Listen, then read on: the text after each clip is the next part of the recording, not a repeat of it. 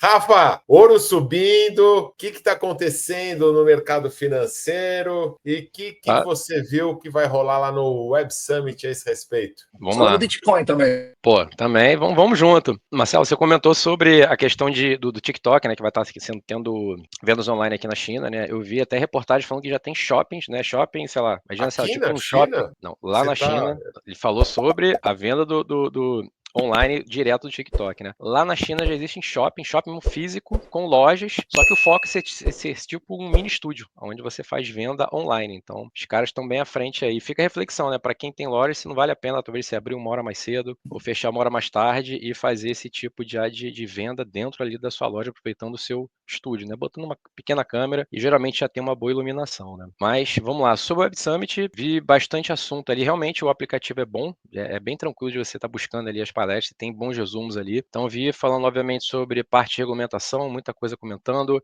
soluções entre Pix, palestras falando sobre Pix e cripto, né? Obviamente a gente está caminhando para o lado cripto, vai ser o Drex, isso é meio óbvio aqui no Brasil, mas deve comentar sobre isso como um trend global também. Comentando sobre questão de como prever, né, a lavagem de dinheiro, né, cripto, dark side, vamos assim dizer. Então eles estão falando sobre essas soluções aí de rastreio, enfim, para você estar prevenindo esse tipo de coisa e, obviamente, a tokenização, né, diversos tipos de soluções aí que vai desde soluções aí para o mercado financeiro, a gente sabe que existem bolsas aí querendo já tokenizar os ativos para você poder estar transitando as blockchains ali 24 horas por dia, chegando também ao nível de, sei lá, tokenização de crédito carbono, enfim, diversos outros tipos de coisa. Então, eu acho que se filtrar deve ter bastante coisa interessante aí sobre o mercado cripto. Mas vamos aí à notícia aí que eu achei interessante essa semana.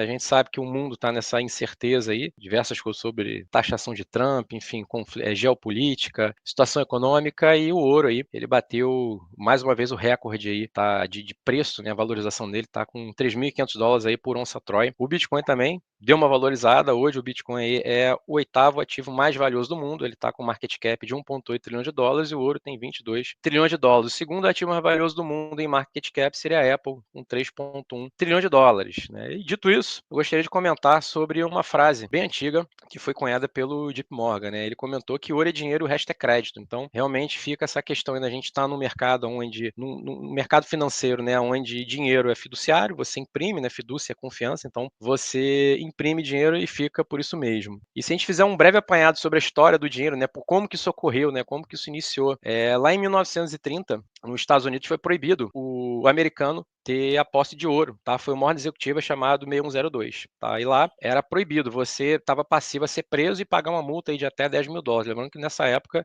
$10.000 você comprava uma bela de uma casa, então a onça Troy valia apenas $20, hoje já está valendo $3.500, só para você ter uma noção de quanto que valorizou esse ativo, né, devido à escassez e demanda, mas foi proibido. Então o pessoal foi obrigado a vender $20, 67 centavos para o governo americano todo o ouro que você tinha. Ah, tinha gente que foi legal? Tinha. Tem gente que arriscou? Teve. Tem gente que foi preso? Não pesquisei sobre isso, mas foi proibido, tá?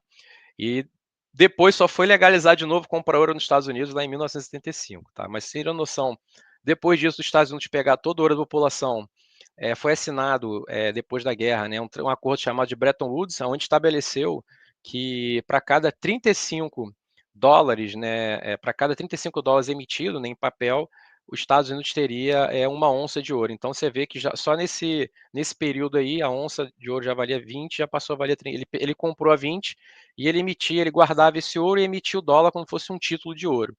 Tá? E aí iniciou o padrão global. Né? O mundo tinha acabado as guerras, estava todo mundo ferrado, os Estados Unidos ali estavam com um pouco mais de força, ele falou, galera, então agora o dinheiro do mundo é o dólar, e isso é até hoje. Né? Então ele convenceu o mundo, dessa forma falando, né, que o dólar era título de ouro. Se ele emitia de acordo com o ouro que tinha, aí fica aquela especulação, inclusive tem aí o filme, aquela série, né, Na Casa de Papel, onde ele aborda esse tema. A série como um todo, eu não sei se é tão boa, mas pula para o último capítulo que você vai entender o que eu estou querendo dizer. Não vou ficar dando muito spoiler sobre essa questão, né, de ter ouro e ter lastro, né, hoje em dia a maioria das pessoas tem mais ouro em papel, né, que seriam os ETFs, do que o ouro mesmo em físico, mas ainda continua sendo um ativo aí de segurança. Tá? E aí, lá em 1961, obviamente o dólar não é lastreado mais no ouro, devido à crise que teve, o pessoal começou a querer trocar, né, de novo, toma o dólar, me dá meu ouro, e os Estados Unidos, né, o Nixon pegou e fez o choque Nixon, que ele pegou e cortou, falou, a partir de agora, não tem mais ouro, né? O dólar é dólar e ouro é ouro. Cortou e deu esse beiço, né? Esse golpe aí global. O cara crente que tinha um título de ouro e passou a não ter mais, tá? E o que isso tem a ver, né? Toda vez que a gente tem esse prenúncio aí de crise ou esse sentimento de crise no mundo, o pessoal corre aí para o ouro, né? Tanto é que teve esse evento lá na crise sanitária, onde alguns países da Europa limitou também a compra de ouro pelos europeus. Então, a gente está nesse momento onde tem muita incerteza aí diante de todo aquele cenário, né, geopolítico, em vários pontos aquecendo, taxações voltar talvez aí uma época de mercantilismo, essa sede de reindustrialização, né, dos Estados Unidos.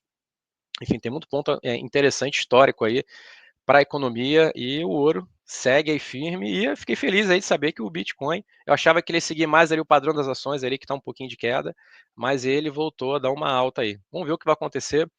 Eu acho que é um movimento natural do mercado, criar esse hype, aí a galera compra porque está meio desesperada, aí daqui a pouquinho cai, o pessoal vende, aí o pessoal mais antigo ali compra mais barato, faz parte do mercado. Então, pessoal, muita parcimônia, eu acho que a gente está no início aí volto a dizer, a gente está no início aí de uma crise, uma das piores aí que a gente vai enfrentar, vai ser uma coisa histórica aí, mas vamos com calma.